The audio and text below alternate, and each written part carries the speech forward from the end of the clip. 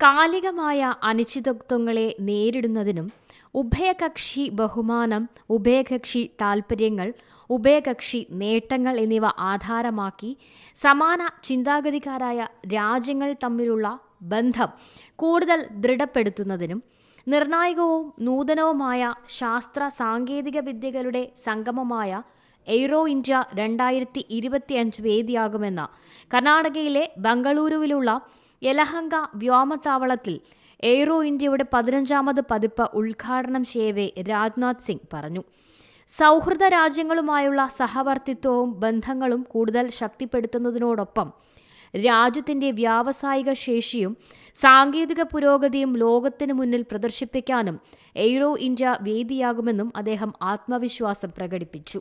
5 ദിവസത്തെ പരിപാടിയിൽ വിവിധ ലോകരാജ്യങ്ങളിൽ നിന്നുള്ള സർക്കാർ പ്രതിനിധികൾ, വ്യവസായ പ്രമുഖർ, വ്യോമസേന ഉദ്യോഗസ്ഥർ, ശാസ്ത്രജ്ഞർ, പ്രതിരോധ വിദഗ്ധർ, സ്റ്റാർട്ടപ്പുകൾ, അക്കാദമിക സമൂഹം ഉൾപ്പെടെയുള്ളവരുടെ പങ്കാളിത്തം ഉണ്ടാകുമെന്നും ഈ സംഗമം ഇന്ത്യയുടെ പങ്കാളികൾക്കെല്ലാം പ്രയോജനപ്രദമാകുമെന്നും അദ്ദേഹം പറഞ്ഞു.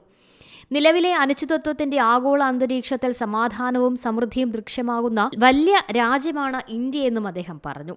ഇന്ത്യ ഒരിക്കലും ഒരു രാജ്യത്തെയും ആക്രമിച്ചിട്ടില്ല, ഒരു ശീതയുദ്ധങ്ങളിലും ഏർപ്പെട്ടിട്ടില്ല. നാം എല്ലായ്പ്പോഴും സമാധാനത്തിന്റെയും സ്ഥിരതയുടെയും വക്താക്കളാണ്. അത് നമ്മുടെ അടിസ്ഥാന ആദർശങ്ങളുടെ ഭാഗമാണെന്നും രാജ്നാഥ് സിംഗ് കൂട്ടിച്ചേർത്തു. ആഗോള സമാധാനത്തിനും സമൃദ്ധിക്കും സ്ഥിരതയ്ക്കും ഇന്ത്യയുമായുള്ള സഹകരണം ലോകരാജ്യങ്ങൾക്ക് നിർണായകമാണെന്നും രാജ്നാഥ് സിംഗ് പറഞ്ഞു. National desk, C Malayalam news. ഏറ്റവും പുതിയ വാർത്തകളും വിശേഷങ്ങളും വിരൽ തുമ്പിലറിയാൻ സി മലയാളം ന്യൂസ് എല്ലാ ഡിജിറ്റൽ പ്ലാറ്റ്ഫോമുകളിലും ലഭ്യം.